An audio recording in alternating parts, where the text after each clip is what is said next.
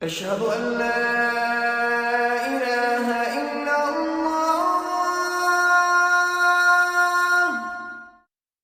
ওকে, আপনারা প্রস্তুত? তাহলে আমরা শুরু করছি। এই পর্বে নিজের ব্যাপারে আমি আপনাদের কিছু বলবো। এটা কোরআনের সাথে প্রাথমিক পরিচয় পর্ব হওয়ার কথা ছিল, আর আমি যেভাবে কোরআনকে মানুষের সাথে পরিচয় করিয়ে দেই সেটা খুবই ব্যক্তিগত, গতানুগতিক কোনো নিয়মে না, যেমন আগে থেকে বানানো কোনো পাওয়ার পয়েন্ট প্রেজেন্টেশনের মাধ্যমে বক্তব্য উপস্থাপন করা, এমন কিছু না। আসলে আমি আমার নিজের জীবনের অভিজ্ঞতাকে পুঁজি করে কোরআনের সাথে সবাইকে পরিচয় করিয়ে দিতে চাচ্ছি। আমি মুসলিম ঘরেই বড় হয়েছি, কিন্তু আমি এমন কোনো পরিবেশে বড় হইনি যেন ছোটবেলা থেকেই কোরআন পড়ছি, এর অর্থ জানছি, কিংবা পুরোটা একবার হলেও অর্থ সহকারে পড়েছি। এগুলোর কোনোটাই করিনি। এজন্য আমি ঠিকভাবে জানতামও না এটা আসলে কি। আর এমনকি নিউ ইয়র্ক সিটিতে কলেজে যাই যখন, তার আগ পর্যন্ত ওইভাবে ধর্মের সাথে আমার যোগাযোগও ছিল না। নিউ ইয়র্কে আমি স্কুলে গিয়েছি। যখন আমি আমার ধর্মকে নতুন করে আবিষ্কার করা শুরু করলাম, তখন আমি আসলে একাই থাকছিলাম, নিজের মতো করে। আমার বাবা মা ততদিন এখান থেকে চলে গেছেন। আমি নিজের মতো করে ছিলাম, নিজের মতো করেই ধর্ম শিখছিলাম। পরিবারের কোনো হস্তক্ষেপ ছিল না, কোনো প্রতিষ্ঠানের প্রভাব ছাড়া, খানিকটা নিজে আবিষ্কার করার মতো। কোরআন পড়ার খুব কম সময়ের মাঝেই আমি এটা বুঝে যাই যে এইরকম শেক্সপিয়ারীয় অনুবাদ দিয়ে আমি খুব বেশি কিছু বুঝবো না, আর সঠিক ভাবটাও বুঝবো না। এর লিখনিটি আমার জন্য বোঝা খুব কঠিন। এরকম বেশ কিছু চ্যালেঞ্জের সম্মুখীন আমি সহ আর অনেকেই হয়েছে। এদের মাঝে প্রথমটি ছিল, এটা অন্য সব বইয়ের মতো নয়।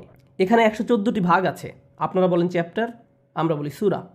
এগুলো আসলে চ্যাপ্টার নয়, কারণ সংজ্ঞা অনুযায়ী একটা চ্যাপ্টারকে অবশ্যই প্রগতিশীল হতে হয়, এবং আপনি যখন কোনো বইয়ের চ্যাপ্টার 1 শেষ করবেন, চ্যাপ্টার 2 তখন চ্যাপ্টার 1-এর উপর ভিত্তি করেই হবে। চ্যাপ্টার 1 থেকে কোনো কিছু চলে আসলে লেখক লিখে দেন যে চ্যাপ্টার 1-এর রেফারেন্স, যে ওখানে আছে অত নম্বর পেজ, অত নম্বর সেকশন। চ্যাপ্টারগুলো এভাবেই কাজ করে। আর এই চ্যাপ্টারগুলো সিরিয়ালও বেশ গুরুত্বপূর্ণ। আপনি একটি 12 চ্যাপ্টারের বই নিয়ে শুধু চ্যাপ্টার 3 থেকে 12 পর্যন্ত পড়তে পারবেন না। লেখকের উদ্দেশ্য এতে সফল হয় না। কিন্তু আপনি যদি কোরআনের দিকে তাকান, প্রথমেই যেই ব্যাপারটি আপনি লক্ষ্য করবেন সেটা হলো এখানে কয়েকটি ক্রম বা সিরিয়াল আছে। চ্যাপ্টারের বদলে সূরা লিখে ফেলুন। চ্যাপ্টারের বদলে সূরা কতগুলো আছে? 114টি। এইগুলোকে বিভিন্নভাবে সিরিয়াল করা যেত। প্রথমত এগুলোকে বিষয় অনুযায়ী সিরিয়াল করা যেত, যেটা সাধারণত সব বইই করা হয়, কিন্তু সেটা করা হয়নি। বিষয় অনুযায়ী কোরআনকে এইভাবে ভাগ করা হয়নি। আরেকভাবে ভাগ করা যেত, সেটা হলো নাজিলের সময় অনুযায়ী ক্রমানুসার। তবে আমরা বিশ্বাস করি কোরআন আমাদের নিকট নাজিল করা হয়েছে 23 বছর ধরে। মহানবী সাল্লাল্লাহু আলাইহি সাল্লামের কাছে অল্প অল্প করে ওহী এসেছিল, আর ওটা তখন মুখস্থ করা হয়েছে। এটি একটা মৌখিক প্র্যাকটিস ছিল, লিখিত নয়। তাহলে আপনার মনে হতে পারে যে প্রথমে যেটি মুখস্থ করা হয়েছিল সেটি চ্যাপ্টার 1, এরপর চ্যাপ্টার 2, কিন্তু আসলে সর্বপ্রথম যে ওহী এসেছিল আপনি সেটাকে বইয়ের একদম শেষের দিকে পাবেন। প্রায় 600 পৃষ্ঠা বই, আপনি হয়তো 580-র দিকে পাবেন। ওটা ওটা ছিল একদম প্রথম ওহী। তাহলে এটা পরিষ্কার যে এটি সময় অনুসারে ক্রম করা হয়নি। তাহলে এটি বিষয় অনুসারেও করা হয়নি, আবার সময়ের ক্রমানুসারেও করা হয়নি। অনেক আধুনিক পাঠকের জন্য এটা একটা বিরাট চ্যালেঞ্জ। এখন আধুনিক পাঠকদের জন্য তৃতীয় যে চ্যালেঞ্জ হতে পারে সেটি হলো এটি সাইজ অনুসারেও নেই। আপনি হয়তো ভাবতে পারেন একদম বড় চ্যাপ্টারগুলো প্রথমে, এরপর একদম ছোটগুলো শেষে। না, ওভাবেও না। প্রথমটি বেশ ছোট, এরপরেরটি বেশ বড়, আবার ছোট। তাহলে এটি সাইজ অনুসারেও নেই, বিষয় অনুসারেও নেই, সময়ের ক্রমানুসারেও নেই। আমার মতো একজন পশ্চিমা পাঠক যখন আমি একদম প্রথম এটি পড়ছিলাম, যে এখানে তো কোনো ক্রমই নেই, কোনো সিরিয়ালই তো খুঁজে পাচ্ছি না, আমি এটা বুঝতেই পারছি না। খুব বেশি এনক্রিপ্ট করা, সব কিছু একেবারে ছড়ানো ছিটানো। এরপর এত কিছুর পরেও আমি আপনাদেরকে বলেছিলাম, কারো কি মনে আছে মুসা আলাহিসাল্লামকে নিয়ে কয়টি প্যারা আছে? 70টি। এইগুলো সব এক জায়গায় নেই, সবখানে ছড়ানো ছিটানো। এমনকি ওইগুলো সময়ের ক্রমানুসারে নেই, কয়েক রকমের ক্রমে আছে এগুলো। তো আমার প্রতিক্রিয়া ছিল, এটা আবার কেমন বই? আমি বুঝেই উঠতে পারছিলাম না। এরকমই ছিল আমার অনুভূতি যখন আমি প্রথম কোরআন পড়ছিলাম, কোরআনের অনুবাদ পড়ে। আমি আরব নই, আমি আরবি জানি না, অনুবাদ পড়া ছাড়া আমার আর কোনো উপায় ছিল না। এরপর হঠাৎ আমার মাথায় কী কাজ করলো আমি ঠিক জানি না, কিন্তু আমি সিদ্ধান্ত নিলাম যে আমি আরবি শিখব। আমি ততটুকু আরবি শিখব যাতে এই বইটি আমি অনুবাদ ছাড়াই পড়তে পারি। এটি 1999 সালের কথা। আমার ভাগ্য খুব ভালো ছিল। আল্লাহ আমাকে দারুণ প্রতিভাবান একজন শিক্ষক রহমত হিসেবে দিলেন। আমার স্কুল ছিল, চাকরি ছিল। এরপর আমি প্রতিদিন 3 ঘন্টা করে আরবি পড়তাম আমার শিক্ষকের কাছে। প্রতিদিন 18 ঘন্টা এভাবেই যেত। আরবি পড়ার একমাত্র উদ্দেশ্য ছিল কোরআনকে বোঝা। এটাই ছিল আমার একমাত্র উদ্দেশ্য। আমি কথা বলার জন্য আরবি শিখিনি, আরবি লেখার জন্য না, আমার আরব দেশগুলোতে ভ্রমণের উদ্দেশ্য ছিল না, আরব বন্ধুদের সাথে আড্ডা দেওয়ার উদ্দেশ্য ছিল না। এগুলো কোনোটাই আমার অনুপ্রেরণা ছিল না। আমার একমাত্র অনুপ্রেরণা ছিল এই কোরআনকে বোঝা। তো সারমর্ম বলা যায়, এরপর থেকেই আমি আরবি নিয়ে পড়াশোনা করছি, তখন থেকেই আমি কোরআনকে পড়ছি। আর যখন আমি কোরআনকে আরবিতে বোঝার অল্প একটু স্বাদ পেলাম, তখন আমার একটা অবিশ্বাস্য উপলব্ধি হলো যে ভাষাগতভাবে এই বইটি অনন্য। আর এটির কিছু সাহিত্যিক তারতম্য আছে, যেগুলোর সঠিক মূল্যায়ন করতে হলে অন্যান্য সাহিত্যিক কাজগুলোর সঙ্গে তুলনা করলে চলবে না। এটা নিজের উপরে ভিত্তি করে এটাকে তুলনা করতে হবে। মাঝে মাঝে এটা খুব ভালো একটা উদাহরণ নয়, কিন্তু এটি আপনাদের অল্প হলেও ধারণা দিবে। যেমন ধরুন, কোনো এক সময়ে কেউ একটা নতুন ধরনের মিউজিক আবিষ্কার করলো, আর প্রথম প্রথম মানুষ যখন এটি শুনলো, তাদের প্রতিক্রিয়া হলো, এটা আবার কি? কিন্তু এরপর এটাই হয়ে যায় রক অ্যান্ড রোল। বুঝতে পারছেন? কেউ এমন কিছু একটা করলো যা এর আগে কেউ কখনো করেনি। হয়তো অতীতে এর কিছু উপাদান ছড়িয়ে ছিটিয়ে ছিল, কিন্তু এটি পুরোপুরি নতুন এবং অনন্য। আপনি এটাকে মোজার্টের সঙ্গে তুলনা করে বিচার করতে পারবেন না। এটা ভিন্ন। এটা ঠিক যেসব কর্মের মানের সাথে অভ্যস্ত ওই অনুযায়ী নাও হতে পারে। এই জন্য আমি এই ব্যাপারটা আজ হাইলাইট করতে চাই যে কি আসলে কোরআনকে অনন্য করেছে। আর ব্যক্তিগতভাবে আমি সম্মোহিত। আজ পর্যন্ত এই বইটির দ্বারা আমি সম্মোহিত। যতই আমি গবেষণা করি, ততই আমি বসে বসে ভাবি, ওয়াও, আল্লাহ পাকের বাণী। এটি আমি ব্যক্তিগতভাবে করি, কারো উপর এটা চাপিয়ে দিচ্ছি না। আমি আমার নিজের মোহের কারণে এটা করে ফেলি। যারা জানে না তাদের জন্য বলছি, ইসলামিক স্টাডিজ কয়েকটি বিষয় বিভক্ত। কেউ যদি বলে সে ইসলাম নিয়ে পড়াশোনা করবে, সে কয়েকটি বিষয় নিয়ে পড়তে পারে। আরও 15 বছর আগে আমি সিদ্ধান্ত নিয়েছিলাম যে আমি শুধু আরবি ও কোরআন পড়ব। আর এই দুইটা বিষয় নিয়ে আমি এতই মুগ্ধ যে আমি আর কোনো কিছু নিয়েই পড়াশোনা করিনি। ইসলামের অন্যান্য বিষয় নিয়ে আমার প্রশ্ন আছে, হাদিস শিক্ষা, সিরাত শিক্ষা, আর অনেক ভাগ আছে, আইন, শরিয়া, থিওলজি ইত্যাদি। এসব বিষয়ে আমার মনে প্রশ্ন আসলে আমি আমার বন্ধুদের জিজ্ঞেস করি, যারা ওই সব বিষয়ে আলেম। ওদের জবাবই আমার কাছে যথেষ্ট। এসব বিষয়ে আমার প্রাথমিক জ্ঞানটুকু আছে, কিন্তু কোরআনের ব্যাপারে আমি আমার নিজেকে সামলাতে পারিনি। আমি আপনাদের সাথে তার মাঝে কিছু কিছু ব্যাপার শেয়ার করতে চাই, আপনাদের অন্তত কিছু ধারণা দেয়া যে কেন কোরআন সাহিত্যিক দিক দিয়ে অনন্য। আপনাদের তো বলেছিলাম এটা কি প্র্যাকটিস ছিল, মৌখিক না লিখিত? মৌখিক। তাহলে এটি একটি মৌখিকভাবে সংরক্ষিত টেক্সট। এখন আপনারাই আমাকে বলুন, কোনটা সংরক্ষণ করা কঠিন, লিখিত কিছু নাকি মৌখিক কিছু? মৌখিক। সবাই তাহলে স্বীকার করছেন মৌখিক এমন কোনো কিছু ঐতিহ্য সংরক্ষণ করে রাখা বেশ কঠিন। একটা উদাহরণ দিই। যদি আমি চুপি চুপি এরিকার কানে কিছু বলি, আর তাকে বলি যে আপনি একইভাবে এটা পাশের জনকে বলুন, আপনি তার পাশে, সে তার পাশে, এভাবে পুরো ক্লাস। আমরা শেষ মানুষটার কাছে যদি যাই, আর আমি এরিকাকে বলেছিলাম বব জোকে ধাক্কা মেরেছে, এরপর সে আরেকজনকে, এরপর সে আরেকজনকে, এভাবে চলেছে। আসল কথাটি কি ছিল? বব জোকে ধাক্কা দিয়েছে। এবং শেষ মানুষটির কাছে যাওয়া পর্যন্ত হবে বব জোয়ের বাড়ি পুড়িয়ে দিয়েছে, তার গাড়ি চুরি করেছে এবং গ্রামের সবাইকে মেরে ফেলেছে। মৌখিক প্র্যাকটিসে এমন কিছুই হয়ে থাকে। কেউ ইচ্ছা করে আসলে কথাটা পরিবর্তন করে না, কেউ ব্যাপারটাকে তার নিজের মতো করে বলতে যায় আর অল্প একটু পরিবর্তন করে ফেলে। কেউ অর্ধেক ভাগ, কেউ 1 ভাগ, আরেকজন 1 ভাগ, কেউ বা 2 ভাগ, এভাবে পরিবর্তন হয়। 2% কোনো ক্ষতি করার কথা না, তাই না? কিন্তু এটি যখন একটা বিপুল পরিমাণে লোকজনের মাঝ দিয়ে যায়, তখন আর এটাকে চেনাই যায় না। এই ধরনের পরীক্ষা, এই ধরনের যোগাযোগ পরীক্ষা মনোবিজ্ঞানে সবসময় করা হয়। মৌখিকভাবে কিছু সংরক্ষণ করা প্রায় অসম্ভব, আর যতই এটা ছড়াবে ততই পরিবর্তিত হবে। এটাই যৌক্তিক। তুলনা করলে দেখা যাবে লিখিত কিছু সংরক্ষণ করা নিরাপদ। একেবারেই যে নিরাপদ তা নয়, এমন না যেন আমাদের ব্যাকআপ স্ক্যান কপি আছে, ক্লাউড ড্রাইভ আছে ওই সময়, কিন্তু এরপর নিজের স্মৃতি থেকে হয়তো আবার লিখতে হতে পারে। তাহলে আপনার কাছে কিছু লেখা থাকলেও সেটি 100% নিরাপদ নয়। এরপর এই লেখার সত্যতার ব্যাপারে কিছু সংশয় থাকতে পারে, আমার মতে সেটাও যৌক্তিক। কোনো লেখার উৎস নিয়ে কারো সংশয় থাকতেই পারে। কোরআনের যে যুক্তি, আমাদের নবীর যে দাবি, এমনকি ওই সময়ের কিছু সংশয়বাদীরা প্রশ্ন করেছিল যে তার উপর কি করে বই নাজিল হবে, তিনি তো পড়তেই পারেন না। তিনি যে কোনো বই লিখতে পারবেন না তা তো স্পষ্ট, কিন্তু তিনি তো পড়তেও পারেন না। তাহলে কিভাবে তিনি লিখবেন? এটি ছিল শুধুই মৌখিক। এরপরে বইটি যখন সংকলন করা হয় তখন এটি মৌখিক ছিল না, এটি লিখিত ছিল। কিন্তু ওই মৌখিক ক্রমে ছিল না যেটা আমি বলেছি, যেটি আরেকটা জটিলতা বাড়িয়ে দেয়। এখন মুগ্ধ করার ব্যাপার হলো রাসূল সাল্লাল্লাহু আলাইহি সাল্লামের এই ক্যারিয়ারে রাসূল সাল্লাল্লাহু আলাইহি সাল্লাম 23 বছর কাটিয়েছেন একজন রাসূল হিসেবে। এই সময়ের মাঝে প্রায় লক্ষের কাছাকাছি মানুষ মুসলমান হয়েছে। আর এর মাঝে অনেকেই, বেশ কিছু মানুষ পুরো কোরআনটা মুখস্থ করেছে, পুরো আজকের 600 পৃষ্ঠা। আজকেও মুসলিম বিশ্বের সবচেয়ে জনপ্রিয় ঐতিহ্য হলো কোরআন মুখস্থ করা। এই মানুষগুলো শুধু কোরআন মুখস্থ করে বসে থাকেনি, বরং অনেক দূরের দেশে ভ্রমণ করেছে। তারা মূল ভূমি থেকে তখন বিচ্ছিন্ন। এমন না যে ইমেইলের মাধ্যমে তারা নিজেদের মাঝে যোগাযোগ রাখত। প্রাচীন যুগের ব্যাপার এটি। একবার চলে আসলে যোগাযোগের ব্যবস্থা নেই। যদি কোনো বার্তা পাঠাতেই হয় কয়েক মাস লেগে যেতে পারে, কারণ ঘোড়া তার মতো করে সময় নেয়। এই মানুষগুলো ছড়িয়ে পড়লো আর তারা তাদের নিজেদের গ্রামে কোরআন শেখানো শুরু করলো।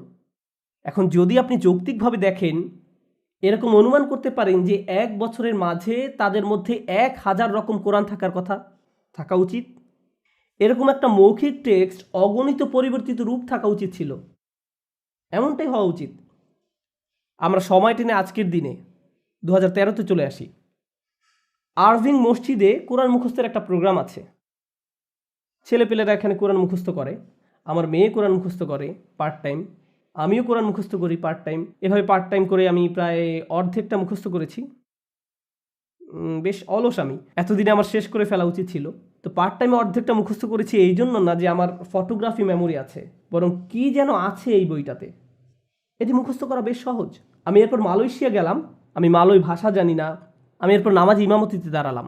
আর যখন আমরা নামাজি ইমামতি করি, আমরা নিজেদের স্মৃতি থেকে কোরআনের কিছু অংশ তেলাওয়াত করি। আমি ইমামতি করছি, কোরআন জোরে জোরে তেলাওয়াত করছি। আমার পিছনে কিছু ছোট বাচ্চারা আছে যারা কোরআন মুখস্থ করছে। আমি একটি শব্দ ভুল করলে 3টি বাচ্চা সেটি সংশোধন করে দেয়। আমি তাদের ভাষা জানি না, তাদের সাথে আগে দেখাও হয়নি। তারা আমাকে এয়ারপোর্টে নামাজ পড়তে দেখেছে, সুতরাং তারাও যোগ দিয়েছে। মুসলমানরা এমনটাই করে। তারা যদি আপনাকে নামাজ পড়তে দেখে আর তখন নামাজের সময় হয়, তারাও আপনার সাথে যোগ দেয় আর পিছনে দাঁড়িয়ে একসাথে জামাতে নামাজ পড়ে। যদিও একে অপরকে তারা চিনে না, তবুও ওইভাবে ব্যাপারটা কাজ করে। আর আমাদের নামাজের দীর্ঘতম অংশ হলো দাঁড়িয়ে থাকা, দাঁড়িয়ে কোরআন তেলাওয়াত করা।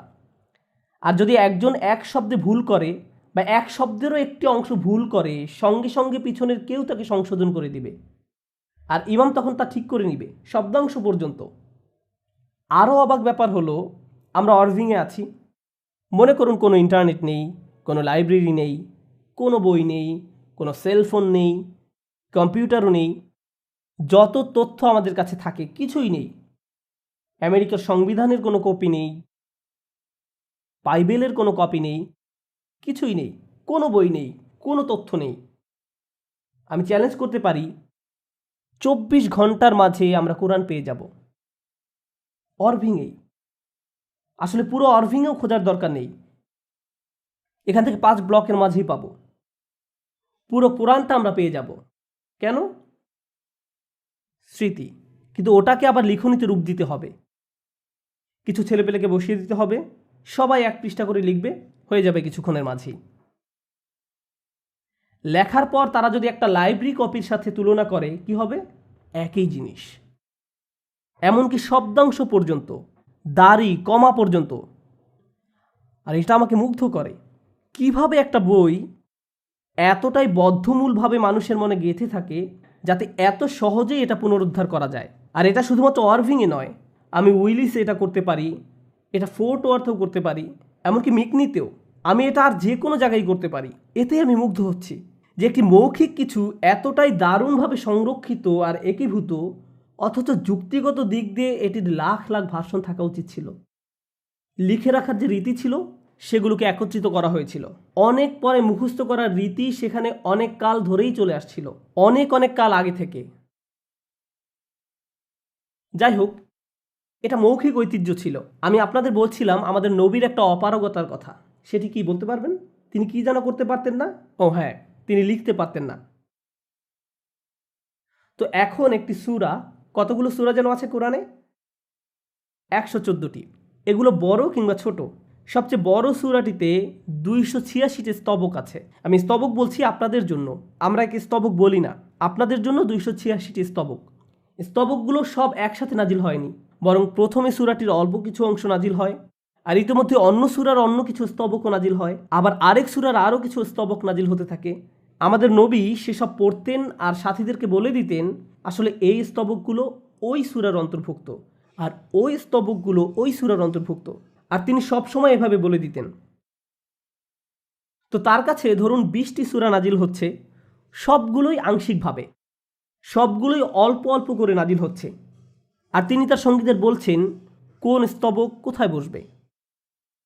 তার সামনে কোনো কাগজে সেসব লেখাও ছিল না, থাকলেও কোনো লাভ হতো না, কারণ তিনি পড়তে জানতেন না। এই সব কিছুই ঘটছিল মুখে মুখে। একটা সময়ে সম্পূর্ণটা বলা ও সাজানো শেষ হয়ে গেল, আর আমরা একে একটা বই হিসাবে পেলাম, যা কালানুক্রমে নয়, যার আকারে বা বিষয়ের কোনো ধারাবাহিকতা নেই। মনে আছে আমি যে বলেছিলাম কোরআনের সবচেয়ে যেটি বড় সূরা, ইতিহাসবেত্তাগণের মতে এটি নাজিল হতে 10 থেকে 12 বছর সময় লেগেছিল। এই সূরাটি যখন নাজিল হচ্ছিল তখনই কোরআনের অনেক বড় একটা অংশ নাজিল হচ্ছিল, যেগুলো ছিল অন্যান্য সূরার অন্তর্ভুক্ত। সূরাটি নাজিল হলো, মানুষ তা মুখস্থও করে ফেলল, কিন্তু সে সময় তারা স্তবকের নম্বর দিত না। আমি যেমন বললাম সূরাটিতে 286টি স্তবক আছে, এটা আমি বলতে পেরেছি কারণ কোরআনের একটা ছাপানো কপিতে স্তবকের সংখ্যা দেয়া আছে, কিন্তু প্রকৃত কোরআনে কি তা ছিল? তারা কেবলই পড়ে যেতেন। সূরা বাকারা, যেটি কোরআনের দ্বিতীয় সূরা, সবচেয়ে বড় সূরা, একদিন আমি পড়ছিলাম আর কোরআনের সূক্ষ্ম তারতম্যগুলো খেয়াল করছিলাম। 286 অর্ধে কত হয়? 143। 143। গুড, সবাই দেখছি ম্যাথে মেজর। এই সূরার 143 নম্বর স্তবকে বলা হচ্ছে, এভাবে আমি তোমাদের মধ্যম জাতিতে পরিণত করলাম। মধ্যম কথাটি সূরাটির আর অন্য কোথাও উল্লেখ নেই, এই মধ্যম আয়াতটি ছাড়া, যেটা কেবল মানুষের মুখে মুখেই প্রচলিত ছিল এবং 10-12 বছর সময় নিয়ে নাজিল হয়েছিল, যার কোনো স্তবক সংখ্যাও দেয়া ছিল না। বোর্ডে যা দেখতে পাচ্ছেন আপনারা এটিকে বলতে পারেন একটিমাত্র আয়াতের সংক্ষিপ্ত সারাংশ, একটি স্তবকের সংক্ষিপ্ত সারাংশ। এটাকে বলা হয় আয়াতুল কুরসি কিংবা সিংহাসনের আয়াত। এতে আল্লাহর সম্পর্কে বলা হয়েছে। এই আয়াতে 9টা বাক্য আছে, একটি স্তবক, কিন্তু বাক্য কয়টি? 9টি। এখন দেখুন, প্রথম বাক্যটি আল্লাহু লা ইলাহা ইল্লাহু আল হাইয়ুল কাইয়ুম। আল্লাহ ছাড়া কেউ উপাস্য নয়, তিনি চিরঞ্জীব এবং সকলের প্রতিপালক। তিনি সব কিছু দেখাশোনা করেন, কোনো কিছুই অক্ষুণ্ণ থাকে না যদি না তিনি সেটি অটুট রাখতে চান। এটাই হলো প্রথম বাক্য। প্রথম বাক্যে আল্লাহ তাআলার দুটি বিশেষ গুণের কথা বলা হয়েছে, একটি হলো তিনি চিরঞ্জীব, অপরটি প্রতিপালক। দ্বিতীয় বাক্যটিতে বলছে লা তাখুযুহু সিনাতুন ওয়ালা নাওম, তন্দ্রা এবং নিদ্রা তাকে স্পর্শ করে না। তন্দ্রা বলতে বোঝানো হয়েছে নিদ্রার পূর্ববর্তী অবস্থাকে, অর্থাৎ একটু পরেই আপনি ঘুমিয়ে পড়বেন। আপনি কোনো ক্লাসরুমে বসে থাকলে সচরাচর যা অনুভব করেন, প্রথমে তন্দ্রা, এরপরেই নিদ্রা। এরপর তিনি বলছেন লাহু মা ফিস সামাওয়াতি, এর আগেরটা কিন্তু দ্বিতীয় বাক্য ছিল। তো তৃতীয় বাক্য লাহু মা ফিস সামাওয়াতি ওয়া মা ফিল আরদ, তিনি আকাশ এবং জমিনে যা কিছু আছে সব কিছুর মালিক। আসমান এবং জমিনে যা কিছু থাকা সম্ভব সবই তাঁর। চতুর্থ বাক্য মান যাল্লাযী ইয়াশফাউ ইনদাহু ইল্লা বিইজনিহি, কে আল্লাহর কাছে মধ্যস্থতা করবে। আমি মধ্যস্থতা শব্দটি ব্যাখ্যা করব, কারণ আমি যখন অনুবাদ পড়েছি আমি এই শব্দটার মানে বুঝিনি, আর আমি ধারণা করছি আপনাদের মধ্যেও কেউ কেউ এই শব্দটার মানে বুঝতে পারবেন না। এর মানে হলো আপনি যখন কোনো সমস্যায় পড়েন চাকরির ক্ষেত্রে এবং আপনাকে এখনই বের করে দেওয়া হবে, কিন্তু অফিসের ম্যানেজার হলো আপনার মামা, তিনি আপনার এবং কোম্পানির সিইওর মাঝে এসে দাঁড়িয়ে বললেন সে তো আমার ভাগ্নে, ওকে দয়া করে আরেকটা সুযোগ দিন, এত কঠোর হবেন না। এখানে মামা মধ্যস্থতা করলেন। আপনি একটি ঝামেলায় পড়তে যাচ্ছিলেন, কিন্তু আপনার মামা ছিল বলে তিনি আপনাকে বাঁচিয়ে দিলেন। অথবা পথে পুলিশ আপনাকে আটকালো, আপনার গাড়ির জানালা দিয়ে পুলিশ দেখতে পেলেন, আপনি নিজেকে বাঁচাতে চাইছেন, সে সময় বললেন ও আপনার হ্যাটটা খুবই সুন্দর স্যার, কিন্তু এ কথায় কাজ হলো না। এরপর আপনি যখন লাইসেন্স বের করছেন তখন বললেন আমার ভাইও কিন্তু পুলিশে চাকরি করে। ও তাই নাকি, কোন এলাকার, আমি তো ওকে চিনি। আচ্ছা আপনি যান, সাবধানে চালাবেন। ফ্র্যাঙ্কের নামে সেই আইডি কার্ডটি মধ্যস্থতা করেছে। যখন আপনি এমন কাউকে চিনেন যে ঝামেলায় পড়লে আপনাকে সাহায্য করতে পারবে, সেই হলো মধ্যস্থতাকারী। আল্লাহ বলছেন কার সাহস আছে তার সামনে মধ্যস্থতা করার, যাকে তিনি অনুমতি দিয়েছেন সে ছাড়া কেউ আল্লাহর সামনে এসে বলতে পারবে না আল্লাহ প্লিজ দাঁড়ান, আমি জানি আপনি তাকে এখন জাহান্নামে নিক্ষেপ করবেন, কিন্তু সে আমার লোক। এরকমটা সম্ভব নয়। যদি না আল্লাহ এর অনুমতি দিয়ে থাকেন। তো তিনি এমন ঘটনার বর্ণনা দিলেন যা হওয়া সম্ভব নয়, তবে কিছু ব্যতিক্রম রয়েছে। এই ব্যতিক্রমটা কেমন আমরা তা এখনো জানি না, আমরা শুধু জানি তার অনুমতি ছাড়া এমন হওয়া সম্ভব না। এটা ছিল চতুর্থ বাক্য। পঞ্চম বাক্য, তিনি জানেন সামনে কি আছে, অর্থাৎ তাদের ভবিষ্যৎ, এবং তাদের পিছনে কি আছে, অর্থাৎ তাদের অতীত। তিনি তাদের ভবিষ্যৎ ও অতীত জানেন। এরপর তিনি বলছেন ওয়ালা ইউহিতুনা বিশাইইম মিন ইলমিহি ইল্লা বিমা শা। তার জ্ঞানের কিছুই তারা জানে না, তিনি যতটুকু জানতে দিয়েছেন তা ছাড়া। তিনি সব কিছুই জানেন আর আমরা কিছুই জানি না, তাও যতটুকু জানি সেটা জানতে পেরেছি কারণ তিনি জানতে দিয়েছেন। সুতরাং আমরা যা জানি সেটা হলো ব্যতিক্রম, যা তিনি আমাদের জানতে দিয়েছেন। তারপর তিনি বলছেন ওয়াসিআ কুরসিয়ুহুস সামাওয়াতি ওয়াল আরদ। তার রাজকীয় সিংহাসন বিশ্ব জুড়ে ব্যাপৃত, অর্থাৎ তার সকল সৃষ্টি তার রাজত্বে রয়েছে, তার আরশের নিচে। আমরা জানি সিংহাসন প্রাসাদের খুবই ছোট একটা অংশ জুড়ে থাকে, প্রাসাদের সবচেয়ে গভীরে থাকে রাজকীয় আসন। আপনার সিংহাসন হয়তো বিশাল, কিন্তু তারপরও প্রাসাদের তুলনায় তা খুবই ক্ষুদ্র। আল্লাহ বলছেন তার সিংহাসনটাই সারা বিশ্বে ছড়িয়ে রয়েছে। শুধু সিংহাসন, প্রাসাদের কথা তো বাদই দিলাম। এভাবে তিনি তার মহামান্বিত ঐশ্বর্য বর্ণনা করেছেন। যাই হোক, এরপর তিনি বলছেন ওয়ালা ইয়াউদুহু হিফযুহুমা। আসমান সমূহের রক্ষণাবেক্ষণে, আসমান জমিনের এই রক্ষণাবেক্ষণ কাজে তিনি ক্লান্ত হন না। ক্লান্তির অনুভূতি কিন্তু রক্ষণাবেক্ষণের সাথে জড়িত। অ্যাকশন মুভিগুলোতে দেখবেন সিকিউরিটি গার্ডরা সবসময় কি করে বলুন তো? সেই সুযোগেই সবাই পার পেয়ে যায়, কারণ সিকিউরিটি গার্ড ঘুমিয়ে পড়ে। আপনি যখন কোনো কিছুর পাহারা দিবেন স্বভাবতই আপনার ঘুম পাবে। আল্লাহ বলছেন আসমান এবং জমিন পাহারা দিয়ে তিনি ক্লান্ত হন না। এরপর বলছেন ওয়াহুয়াল আলিয়ুল আযীম, তিনি সর্বোচ্চ, সর্বশ্রেষ্ঠ। 9টা বাক্য হলো তো, তাই না? 1 2 3 4 5 6 7 8 9। সবাই 9টা বাক্য দেখতে পাচ্ছেন তো? এবার একটা মজার জিনিস দেখুন। প্রথম বাক্যে আল্লাহর দুটি বিশেষ গুণের কথা বলা হয়েছে, নবম বাক্যেও আল্লাহর দুটি বিশেষ গুণের কথা বলা হয়েছে, দেখতে পাচ্ছেন? দ্বিতীয় বাক্যে বলছে তাকে তন্দ্রা ও নিদ্রা স্পর্শ করে না। আর তন্দ্রা এবং নিদ্রা কিসের কারণে আসে? 8 নম্বর বাক্যে দেখুন কি লেখা আছে, ক্লান্তি। তৃতীয় বাক্য বলছে তিনি সব কিছুর মালিক। আর শেষ থেকে তৃতীয় বাক্য বলছে তার আসন সব কিছুকে ব্যাপৃত করে আছে। চতুর্থ বাক্য বলছে কেউ আল্লাহর কাছে মধ্যস্থতা করতে আসবে না, ব্যতিক্রম হলো যাকে তিনি অনুমতি দিয়েছেন। আর শেষ থেকে চতুর্থ বাক্যে বলছেন তারা কিছুই জানে না, ব্যতিক্রম হলো যা তিনি জানতে দিয়েছেন। দুটি বাক্যে দুই ধরনের ব্যতিক্রমের কথা বলছেন। আর একদম মাঝের বাক্যটিতে বলছেন তিনি জানেন সামনে যা আছে এবং পিছনে যা আছে। এতে যেন এটা বোঝা গেল যে সাহিত্যিক দিক থেকে তিনি বলছেন তিনি জানেন প্রথমের আর শেষের বাক্যগুলোতে মিল রয়েছে। এখানে একটা সিমেট্রি কাজ করছে। এটাই একমাত্র সিমেট্রি উদাহরণ নয়, এরকম আরো শত শত উদাহরণ আছে কোরআনে। আর কোরআনের সাহিত্যিক সৌন্দর্য এর কেবল একটা বিভাগ। আমি আপনাদের এরকম আরও একটা উদাহরণ দেখাতে চাই। আমি আগেও বলেছি কোরআন ছিল মৌখিক ঐতিহ্য। আর মৌখিক ঐতিহ্যে যদি আপনি একবার কিছু মুখস্থ করে ফেলেন, আপনি যা শুনছেন তাই বলতে থাকেন, 100 বার পুনরাবৃত্তি করেন, তার মানে এক্ষেত্রে কোনো পরিবর্তনের সুযোগ নেই। কোরআনের অনেকগুলো ঘোষণার মধ্যে আমার একটা প্রিয় ঘোষণা হলো ওয়ারাব্বাকা ফাকাব্বির। সংক্ষেপে অনুবাদ করলে দাঁড়ায় কেবল তোমার রবের মহিমা প্রকাশ করো। তাহমিন, বোর্ডে এটা লিখে দিতে পারবেন প্লিজ, অক্ষরগুলো আলাদা আলাদা করে? আপনি তো জানেনই আমি কি দেখাতে যাচ্ছি। আপনি যেহেতু এটা লিখবেন আমি অন্য কিছু নিয়ে কথা বলি। বোর্ড মুছে ফেলুন, বোর্ড মুছে ফেলুন। আমি আপনাদের কোরআনের একটা গভীর বিষয়ের উদাহরণ দিতে চাই, কোরআনকে কিভাবে বিন্যস্ত করা হয়েছে সে বিষয়ে। কোরআনে অনেক কাহিনী রয়েছে, আমার খুব প্রিয় একটা কাহিনী হলো জোসেফের কাহিনী, জোসেফের গল্প। কোরআনের 12 নম্বর সূরাটি জোসেফের জীবন কাহিনী নিয়ে। তাহমিন, আমি আরবিতে লিখব। আচ্ছা, আমি লিখে ফেলি।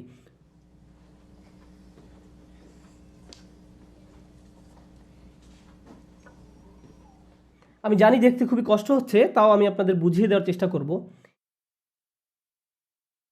এরপর জোসেফের কাহিনী বলবো। এখানে বলছে ওয়ারাব্বাকা ফাকাব্বির, অর্থাৎ কেবলমাত্র তোমার রবের মহিমা প্রকাশ করো। অনেকগুলো আয়াতের মধ্যে এটি একটি।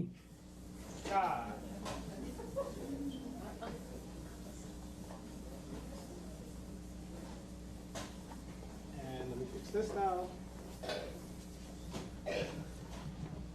Okay.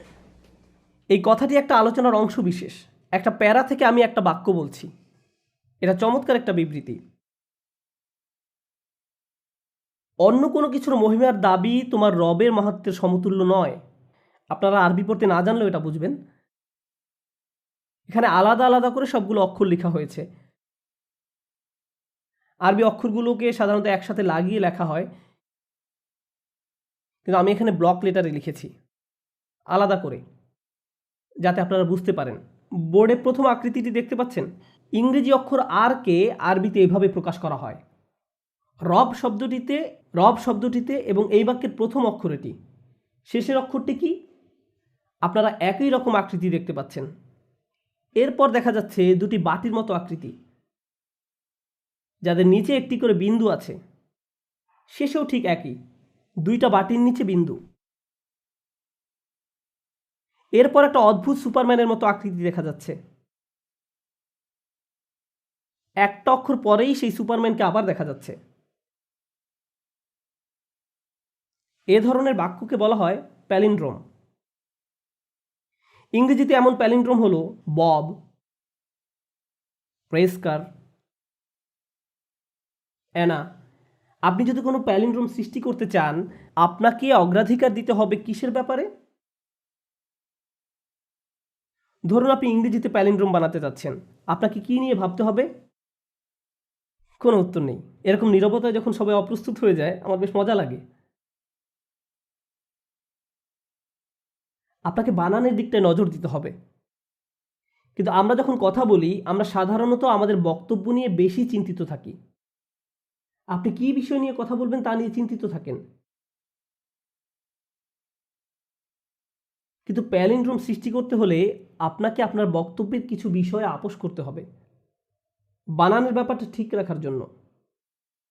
আর বানান ঠিক রাখতে হলে আপনাকে মূল বিষয়ে কিছুটা পরিবর্তন করতে হবে, কারণ এক্ষেত্রে আপনি এটা ভাবছেন না আপনি কি বলতে চাইছেন, বরং ভাবছেন এটা কেমন শোনাবে, সেটাই অগ্রাধিকার পাবে। তো ইংরেজিতে যখন প্যালিন্ড্রোম লিখি, আমরা শব্দটির অর্থের বা প্রয়োগের দিকে বেশি নজর দেই না। বিবৃতিটি ছিল কেবলমাত্র তোমার রবের মহিমা প্রকাশ করো। এটা কি কোনো অপূর্ণাঙ্গ বাক্য? হ্যাঁ, আর এটা প্রকৃতপক্ষে একটা অনুচ্ছেদের অংশ।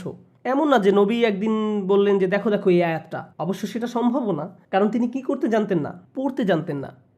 তিনি যদি সকলকে অক্ষরগুলো দেখাতে চাইতেন, তাকে সে অক্ষরগুলো চিনতে হতো, কিন্তু তিনি তো আরবি অক্ষর চিনতেন না, তিনি শুধু বলে যেতেন।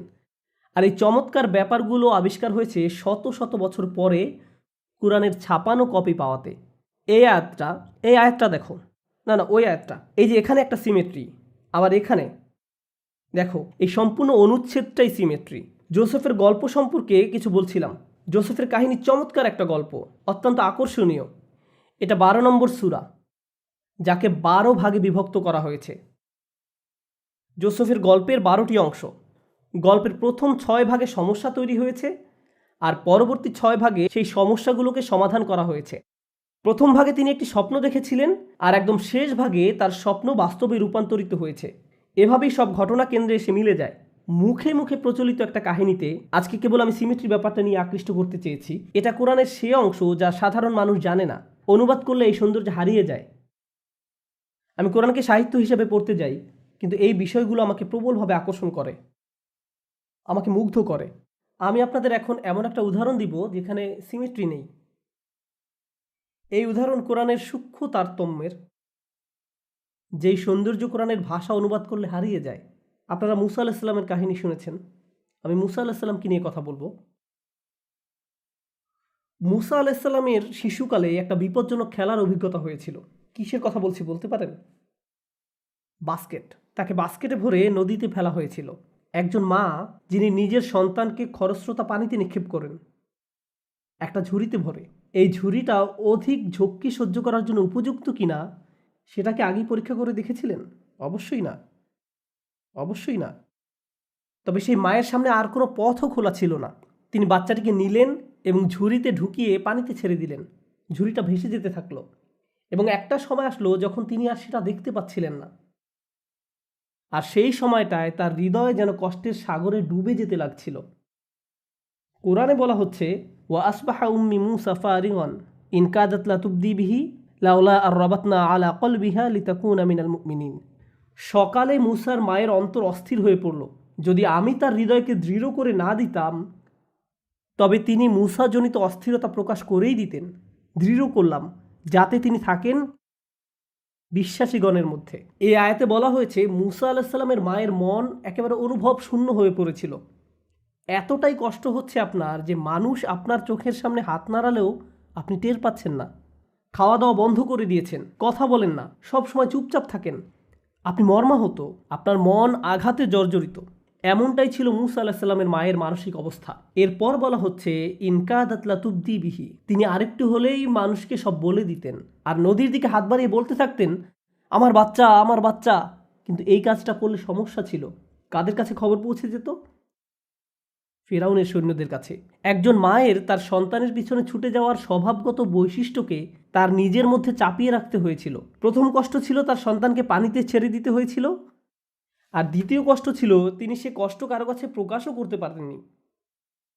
তিনি সেটা নিয়ে কারো কাছে হা হুতাশও করতে পারেননি। তিনি অন্যদের এই গোপন কথা প্রায় বলেই দিয়েছিলেন, লাউলা আর রাবাতনা আলা কলবিহা। আল্লাহ বলছেন আমি যদি তার হৃদয়কে দৃঢ়ভাবে বেঁধে না দিতাম, যদি এটাকে শক্ত করে না ধরতাম, একজন মায়ের পক্ষে যা করা যুক্তিযুক্ত ছিল তিনি তাই করতেন, যদি না আল্লাহ তার আবেগ সংযত করার ক্ষমতা দিতেন।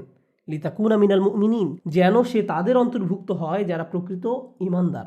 যে কারণে আমি এই চমৎকার আয়াতটি নিয়ে কথা বলতে চাচ্ছি তা হলো তার হৃদয়ের কথা এখানে দুইবার বলা হয়েছে। মুসা আলাইহিস সালামের মায়ের মন নিয়ে দুইবার কথা বলা হয়েছে। একবার যখন তা অনুভব শূন্য হয়ে পড়ল, আর দ্বিতীয়বার যখন আল্লাহ সেটিকে দৃঢ় করলেন, তাই না? একবার হৃদয়ের শূন্যতা আর একবার আবেগকে ধরে রাখা হয়েছিল। মজার ব্যাপার হলো ইংরেজিতে হৃদয়ের জন্য কেবল একটা শব্দ রয়েছে, হার্ট। আরবি ভাষায় এর জন্য বেশ কয়েকটা শব্দ রয়েছে। কোরআনে প্রথম যখন তার মনের অবস্থা বলা হয়েছে তখন একটি শব্দ ব্যবহৃত হয়েছে, আর দ্বিতীয়বারে অপর একটি শব্দ ব্যবহৃত হয়েছে। প্রথমবার ফুয়াদ শব্দটি উল্লেখ করা হয়েছে, আর ফুয়াদ শব্দটি এসেছে আরবিতে ফাআদা থেকে, কোনো কিছু ঝলসানো। ফুয়াদ হলো একটা মাংসপিণ্ড যা আগুনে জ্বলছে, এটাই হলো ফুয়াদের অর্থ। আল্লাহ তার মনের অবস্থা বলছেন যেন তাতে আগুন জ্বলছিল। আরবিতে যখন কেউ উত্তেজিত হয়ে পড়ে, ক্রোধে, ভয়ে, দুঃখে, রাগে কিংবা অন্য যে কোনো কারণে যদি আপনি অত্যন্ত আবেগী হয়ে পড়েন, তখন হৃদয়কে আর হৃদয় বলা হয় না, তখন একে বলা হয় মাংসপিণ্ড যাতে আগুন জ্বলছে। কিন্তু যখন হৃদয় সুস্থিত থাকে, একে বলা হয় এমন মাংসপিণ্ড যার কেবল স্পন্দন আছে, কল্ব। কল্ব শব্দটির আসল অর্থ হলো পরিবর্তন, কারণ হৃৎপিণ্ড সর্বক্ষণ স্থান পরিবর্তন করছে, স্পন্দিত হচ্ছে। আয়াতটির প্রথম অর্ধাংশে ফুয়াদ শব্দটি ব্যবহৃত হয়েছে, আর দ্বিতীয় অর্ধাংশে ব্যবহৃত হয়েছে কল্ব। অন্য কথায়, এখন সহজ ভাষায় বলছি, প্রথম অর্ধাংশে হৃৎপিণ্ডকে একটা মাংসপিণ্ডের সাথে তুলনা করা হয়েছে যা আগুনে দগ্ধ, আচ্ছন্ন, যেটা ঝলসে যাচ্ছে। এখন বলুন, আয়াতের প্রথমাংশে কি ঘটেছিল? বাচ্চা পানিতে ভেসে চলে যাচ্ছিল আর তিনি নিজেকে সংবরণ করছিলেন। আর দ্বিতীয় অর্ধাংশে আল্লাহ সেই আগুন নিভিয়ে দিলেন, তাকে শান্ত করলেন যেন তিনি নিজেকে সংযত রাখতে পারেন। আর এখানে আল্লাহ যে শব্দটি ব্যবহার করেছেন তা হলো কল্ব, সাধারণ শব্দটি। কোরআনের এই বিষয়গুলো সেই মায়ের আবেগের চড়াই উতরাই হৃদয় বিষয়ক কেবলমাত্র দুটি শব্দের মাধ্যমে আল্লাহ বুঝিয়ে দিলেন। তার মানসিক অবস্থার সম্পূর্ণ চিত্র এখানে বর্ণিত হয়েছে। এই বিষয়গুলোই অনুবাদে পরিলক্ষিত হয় না, হারিয়ে যায়। কোনোভাবেই অনুবাদে তার সংরক্ষণ করা সম্ভব হয় না। কোরআনের অনুবাদ বিষয়ক আমার শেষ কথা, আমি যখন প্রথম এই জিনিসগুলো আবিষ্কার করলাম, আমি ভাবতাম আমার নিজস্ব প্রজেক্ট হলো, যেমনটা আমি আগেই বলেছি, আমি যখন প্রথম এই জিনিসগুলো আবিষ্কার করলাম, আমি ভাবতাম মানুষের এসব জানা উচিত, তাদের ধর্ম পরিবর্তনের জন্য নয়। এখানে মানুষকে ইসলাম ধর্মে ধর্মান্তরিত করার জন্য আমি আসি না, না, আমি শুধু মনে করি যে কোরআনে একটি স্মরণীয় কীর্তি, একটি অসাধারণ সংযোজন মানব জগতের লাইব্রেরিতে। আমরা অবশ্যই বিশ্বাস করি এটি আল্লাহ তাআলার কথা, এটা আমি বিশ্বাস করি এবং মুসলিমরা বিশ্বাস করে। আর আমি তো মনে করি মুসলিমরা আসলে নিজেরাই জানে না এই বইতে প্রকৃতপক্ষে কত সৌন্দর্য লুকিয়ে আছে। আমাদের মাঝে কত মুসলিম আছেন যারা জানেনই না এই বই থেকে তারা কতটা উপকৃত হতে পারেন। তো আমি চাচ্ছিলাম সবাই যেন এই বই থেকে সাহিত্যিক বিষয়ক শিক্ষা গ্রহণ শুরু করে, যাতে মানুষ যখন এই বই নিয়ে কথা বলবে তারা এর সম্পর্কে জেনে কথা বলবে, হোক সে মুসলিম কিংবা অমুসলিম। তাদের অন্তত এতটুকু জানা দরকার যে এই বই আসলে কি নিয়ে কথা বলছে এবং অনুবাদের কারণে বিষয়গুলো যেন হারিয়ে না যায়। এজন্য আমি একটা ভিডিও সিরিজ করেছি কোরআন ভিত্তিক। তাতে আমি কোরআনের শুরু থেকে শেষ পর্যন্ত ব্যাখ্যা করেছি, আর আমি বিতর্কিত বিষয়গুলোর প্রতি বিশেষ নজর দিয়েছি। যেমন ধরুন, উদাহরণস্বরূপ কোরআনের একটি সমালোচিত আয়াত, তাদেরকে যেখানেই পাও হত্যা করো। হ্যাঁ, কোরআনে এই কথা আছে, আমি আপনাকে বলে দিচ্ছি।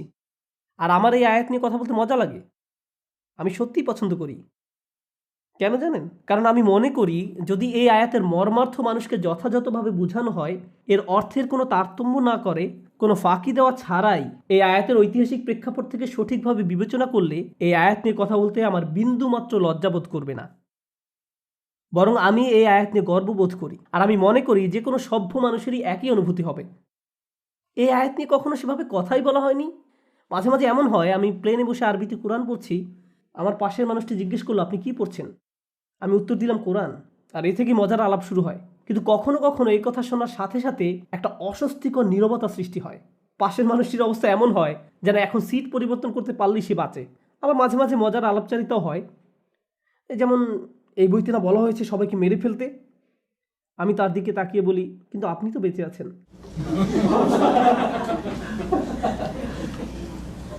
এই আয়াতে আসলে কি বলা হয়েছে?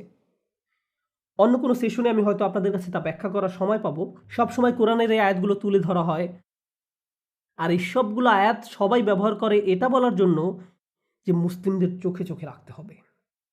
দেখো ওদের কিতাবে কি লেখা আছে। আমি এ ধরনের খেলা পছন্দ করি না। আর আপনারা খেয়াল করে দেখবেন, আপনারা চাইলে যে কোনো বইয়ের সাথে এই কাজটি করতে পারেন। যে কোনো ধর্মীয় ঐতিহ্যের সঙ্গে খুব সহজে এই খেলা খেলতে পারবেন।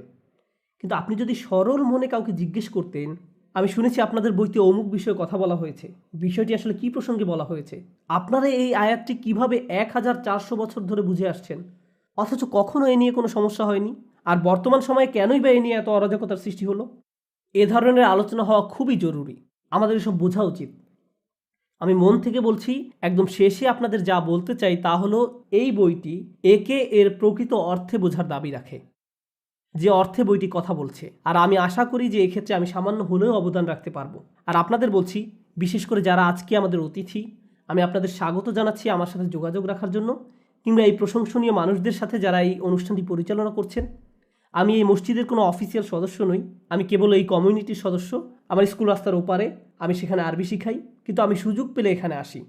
যোগাযোগ রাখার জন্য আপনাদের সকলকে স্বাগত জানাচ্ছি। আমি বোর্ডে আমার ইমেল অ্যাড্রেস লিখে যাব, আপনারা আমাকে ইমেল করতে পারেন, আমরা কথা বলবো যদি সময় হয়। আমার আসলে খুব একটা সময় হয় না, কারণ আমাকে অনেক জায়গায় যেতে হয় আর অনেক ক্লাস নিতে হয়, কিন্তু সময় পেলে আমরা একত্রিত হব, বসে কথা বলবো। আমার কোনো সমস্যা নেই এতে, আমি কিছুই মনে করি না। কারণ আমি মন থেকে বিশ্বাস করি যদি মুসলিমরা অমুসলিমদের আর অমুসলিমরা মুসলিমদের সঠিকভাবে চিনতে পারে, তবে আমরা হতে পারি এমন দৃষ্টান্ত যে সমাজে মানুষ শুধু একে অপরের সাথে বসবাস করছে না, একে অপরকে সহ্য করছে না, বরং একে অপরকে সাহায্য করছে এবং শ্রদ্ধা প্রদর্শন করছে। সহনীয়তা কোনো কৃতিত্ব নয়, আমার মনে হয় না সহনীয়তা কোনো অর্জন, তবে সম্মান বোধ একটা অর্জন।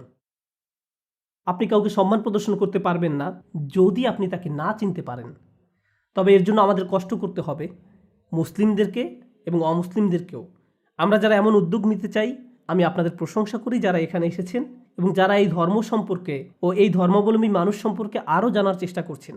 আমি আশা করছি আমার কথা থেকে আপনারা কিছুটা হলেও উপকৃত হয়েছেন জানার পথে আপনাদের নিজস্ব যাত্রায়। আপনি বলেছেন তাদেরকে যেখানেই পাও হত্যা করো, এটার ব্যাখ্যা করবেন? ওহ মাই গড, আপনি এখনই এটা জানতে চান? আচ্ছা, আমি তাহলে বলছি এখানে কি নিয়ে কথা বলা হয়েছে। ইসলামের ঐতিহ্যে রাসূল সাল্লাল্লাহু আলাইহি সাল্লাম শান্তিপূর্ণভাবে মক্কা শহরের মানুষকে এই ধর্মের দিকে আহ্বান জানালেন। তখন তার বয়স 40। তিনি এই ধর্মের প্রতি সবাইকে আমন্ত্রণ জানালেন। তার প্রতি যা নাজিল হয়েছে তিনি তা পড়তে লাগলেন। কেউ কেউ তাকে মেনে নিলেন, তবে বেশিরভাগ মানুষই মানলেন না। তারা বরং এতে আরও বেশি ক্ষুব্ধ হতে লাগলো।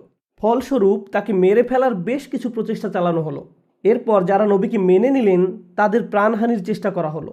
এটা এমন একটা পর্যায়ে চলে গেল যখন তাদের পক্ষে সেখানে আর বসবাস করা সম্ভব হচ্ছিল না। তারা গোপনে পালিয়ে যেতে বাধ্য হলেন, ফেলে গেলেন নিজেদের ব্যবসা বাণিজ্য, নিজেদের ঘরবাড়ি, কিছু কিছু ক্ষেত্রে তাদের পরিবার পরিজন, এমনকি কয়েকজনকে যন্ত্রণা দিয়ে মেরেও ফেলা হয়েছিল। কিন্তু তারা পাল্টা কোনো প্রতিশোধ গ্রহণ করেননি। তারা অন্য একটা শহরে পালিয়ে যায়, যেখানে তাদেরকে স্বাগত জানানো হয়। ওখানকার বেশিরভাগ মানুষই ধর্মটিকে গ্রহণ করে নেয়। ওখানকার খ্রিস্টান ও ইহুদি সম্প্রদায়কে নিয়ে এক ধরনের বহু সমন্বিত সরকার গঠন করা হয়। এইভাবে তারা একটা সমাজ গঠন করে। এখন আমরা যদি রাষ্ট্রবিজ্ঞানের পরিপ্রেক্ষিতে দেখি, তাদের অবশ্যই অধিকার আছে ওই শহরের বিরুদ্ধে লড়াই করার। কারণ কি আছে ওই শহরে? তাদের বাসস্থান, তাদের নিজেদের ঘর বাড়ি থেকে তাদেরকে বের করে দেওয়া হয়েছে কোনো কারণ ছাড়াই। আগ্রাসন চালানো হয়েছে তাদের বিরুদ্ধে। তাদের একমাত্র অপরাধ ছিল বিশ্বাস করা। কাউকেই তার বিশ্বাসের জন্য অত্যাচার করা উচিত নয়। শুধু যে ইসলামে আছে তা নয়, ওই সময় যদি জাতিসংঘ থাকতো তারাও এতে সায় দিত। এখন এই যুদ্ধ শুরু হলো, এটা চলতে থাকলো, কয়েকটা লড়াই হয় এবং যুদ্ধ শেষে মুসলিমরা জিতেও যায়। আর কিভাবে জিতে?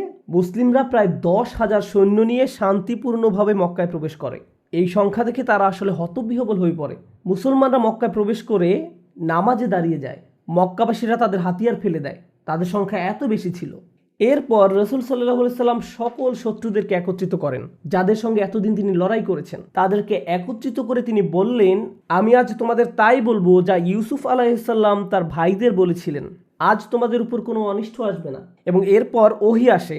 এখন ওহীতে আল্লাহ পাক বলছেন, এতদিন তোমার সঙ্গে যুদ্ধ করেছিল যারা, ওদেরকে 4 মাস সময় দাও এই ধর্মকে নিয়ে ভাবার জন্য। কোনো একটা নিরাপদ স্থানে নিয়ে যাও, যাতে ওরা আতঙ্কিত না হয়।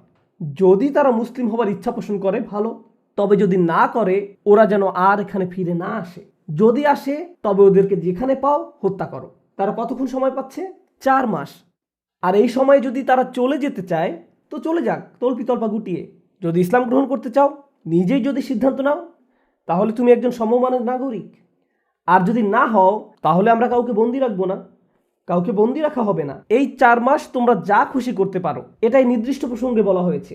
এটা মুসলমানদের সার্বজনীন পররাষ্ট্রনীতি নয়। রাসূল সাল্লাল্লাহু আলাইহি সাল্লাম এর পরে যা হবে তার সাথে এটা কোনো সম্পর্ক নেই। কারণ আমরা বিশ্বাস করি যে আল্লাহর শাস্তি, যেমন নূহ আলাইহিস সালামের সময়ে বন্যা, ভূমিকম্প অথবা আকাশ থেকে আগুনের উল্কা, শহর মাটির সাথে মিশে যাওয়া, এই রকম যে শাস্তিগুলো আল্লাহ পাকের, এগুলো তখনই আসে যখন একজন নবী সশরীরে ওই জাতির সঙ্গে উপস্থিত থাকেন এবং তাকে অস্বীকার করা হয়। তখন আল্লাহ পাকের শাস্তি আসে। যখন একজন নবী সশরীরে উপস্থিত থাকেন না, এমন ধরনের শাস্তি কোনো জাতির উপর আসে না। আমি আরেকটা ব্যাপারে আপনাদের প্রশ্ন করি, যখন বন্যার পানি এই পর্যন্ত ওঠে, এই পর্যন্ত, শুধু নাকটাই পানির উপরে, তখন আল্লাহ পাক কি হঠাৎ করে থামিয়ে জিজ্ঞেস করেছিলেন যে তোমরা কি শিক্ষা পেয়ে গেছো, আমি পানি নামিয়ে নিচ্ছি? এমন কিছু কি ঘটে? আগুনের উল্কা যখন পড়ছিল আকাশ থেকে, কারো মাথায় পড়ার ঠিক আগ মুহূর্তে আল্লাহ পাক কি সেটা থামিয়ে দেন? আর বলেন তোমরা কি আর আল্লাহর শাস্তি নিয়ে মস্করা করবে? এরকম কিছু কি কখনো ঘটে? একবার যদি শুরু হয়, এটাকে আর থামানো যায় না।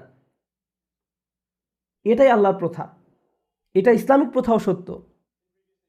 আবার বাইবেলে যে গল্পগুলো আছে তাতেও আমরা এর সত্যতা দেখি। আমরা এটাই বিশ্বাস করি।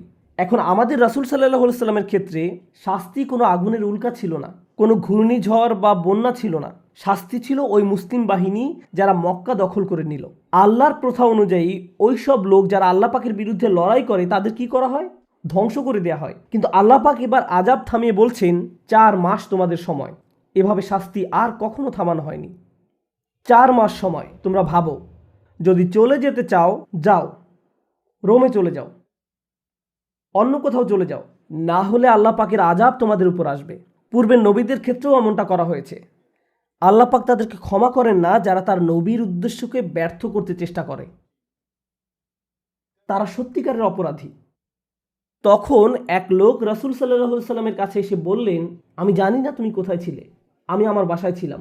যখন তুমি এই ধর্ম প্রচার করছিলে আমি একবারও বের হইনি, আমি তোমাকে চিনিও না। মক্কা দখল করার পরে আমি তোমাকে চিনলাম, আমার কি হবে? তার ঘরে নিশ্চয়ই কোনো এক্সবক্স ছিল, সে ঘর থেকে বেরই হননি। তো তারপরে সে বলছে, আমার কি হবে, আমি তো তোমাদের বিরুদ্ধে লড়াই করিনি। নির্দিষ্ট আয়াত নেমে এসেছিল শুধুমাত্র এই ব্যতিক্রমী ঘটনার জন্য। আমি বলছিলাম যুদ্ধে অংশ নেওয়া সৈন্যদের কথা, আর তাদের আমি 4 মাস সময় দিয়েছি। আর তাহলে ওদের ব্যাপারে কি করব? আল্লাহ বলছেন, আর মুশরিকদের কেউ যদি তোমার কাছে আশ্রয় প্রার্থনা করে তবে তাকে আশ্রয় দেবে, যাতে সে আল্লাহর কালাম শুনতে পায়, অতঃপর তাকে তার নিরাপদ স্থানে পৌঁছে দেবে। এটা এই জন্য যে সে এর জ্ঞান রাখে না।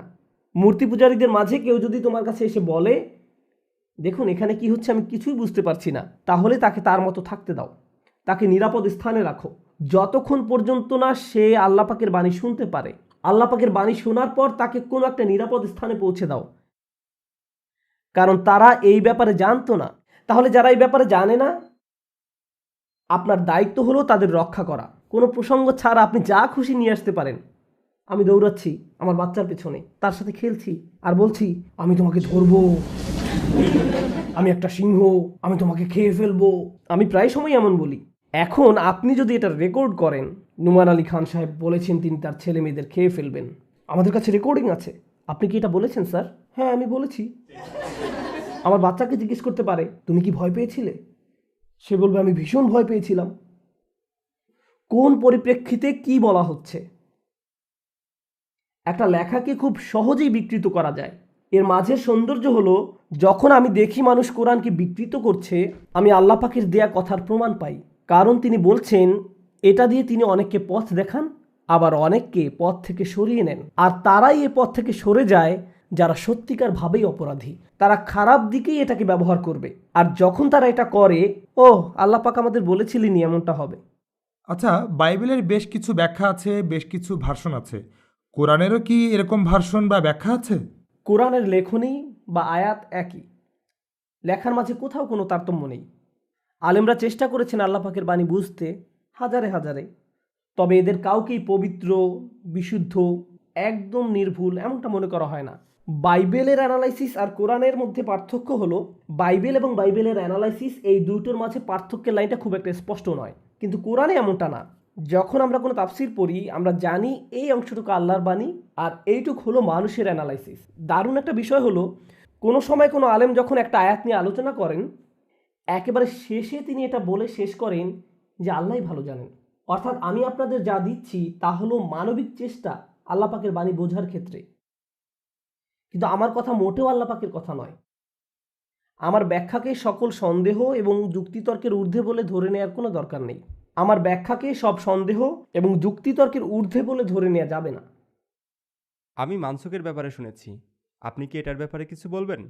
অবশ্যই। এটা হলো আল্লাহ পাক কিছু একটা বাণীর মাধ্যমে বললেন, কিছু সময় লোকজন এটা পালন করলো, তারপর যখন তারা এটা পালন করার ক্ষেত্রে কিছুটা পরিপক্কতা অর্জন করে, তিনি আরও সুনির্দিষ্ট বিধান অবতীর্ণ করেন, অথবা সে বিধানের চূড়ান্ত ভার্সন অবতীর্ণ করেন। যেমন আরব সমাজে পানি কি খুব একটা সহজলভ্য? না, প্রাকৃতিক সম্পদ হিসেবে নয়, আর তা সহজলভ্য ছিল না। মরুভূমিতে পানি জাতীয় সব কিছুই বেশ মূল্যবান, জুস, মদ ইত্যাদি। তো মদের খুব প্রচলন ছিল ওই সমাজে। কুরআন এসে মানুষকে এই দিক থেকে সরিয়ে নিতে চেষ্টা করলো। আল্লাহ প্রথমেই বলেননি যে মদ খাওয়া বন্ধ করো, কারণ তিনি জানেন, আর আমরাও এখন জানি, আমরা যদি কাউকে বলি যে মদ খাওয়া থামাও আর তারা সঙ্গে সঙ্গে থামিয়ে দেবে, এইভাবে হয় না। মানুষ এইভাবে কাজ করতে পারে না। আর আল্লাহ পাক বলেন তিনি আমাদের ভালোভাবেই জানেন। তো তিনি প্রথমে বললেন যে এটার অপকারিতা এর উপকারিতার চেয়ে অনেক বেশি।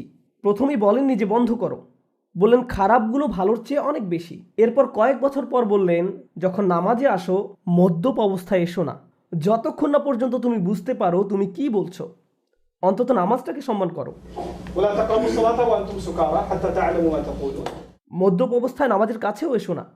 এখন ব্যাপার হলো মুসলিমরা 5 ওয়াক্ত নামাজ পড়ে কয়েক ঘন্টা পর পর। তো এখন বাস্তবিক অর্থে হয় আপনি নামাজ পড়বেন অথবা মদ পান করবেন। You know. আর মদ খেলেও এখন আপনি আর বেশি খেতে পারবেন না। কেন? খুব বেশি খেলে আরো বেশি সময় লাগবে ঘোর কাটতে, নামাজ কিছুক্ষণ পরেই। সুতরাং আপনি যদি এই আদেশটি পালন করতে চান, আপনার পক্ষে আর শান্তিতে মদ খাওয়া সম্ভব না। এরপর শেষ আদেশ আসে এই ব্যাপারে যে এটি শয়তানের একটি হাতিয়ার, فهل أنتم منتهون؟ এটা থেকে তোমরা দূরে থাকো। অতএব তোমরা কি এখনো নিবৃত্ত হবে না? মদ পান সম্পর্কে এটাই ছিল চূড়ান্ত আদেশ। এটাই হলো অ্যাব্রোগেশন। অর্থাৎ কিছু হালকাভাবে প্রথমে দেয়া হয়েছিল, এরপর আরেকটু, তারপর আরও একটু। একেবারে শুরুতেই বলা হয়নি যে এটি শয়তানের হাতিয়ার, তোমরা থামো। আমি ব্যক্তিগতভাবে নিজেই দেখি এর ফল। আমি আপনাদের বলছি না যে আপনারা মদ খান বলে আপনারা শয়তানের অনুসারী বা এমন কিছু। আমি এটা বলছি না, কিন্তু আমার সমাজে আমি মদের কুফল ঠিকই দেখি, সহজেই দেখা যায়। অপরাধ সংগঠনের পরিসংখ্যানের দিকে তাকান, আপনি নিজেই বলতে পারবেন। এর কুফল জানতে চান? কোনো এক শুক্রবার রাতে বেরিয়ে পড়ুন। কতজন মানুষ? আমি ঠিকই বিশ্বাস করি খুব বেশি ব্যাখ্যার প্রয়োজন নেই। তো আল্লাহ বললেন এর কুফল এর সুফলের চেয়ে বেশি। কেউ হয়তো বলবে এটা আপনার রক্ত সঞ্চালনে বেশ উপকারী, রিল্যাক্স করতে সাহায্য করে, আরও কত কি। আল্লাহ পাকের প্রথম ধাপটি এটা ছিল না যে থামো, প্রথম ধাপ ছিল এর কুফল এর সুফলের চেয়েও অনেক বেশি। তো নামাজের সময় আসন্ন, আমাদের এখন থামতে হচ্ছে। আপনাদেরকে অসংখ্য ধন্যবাদ।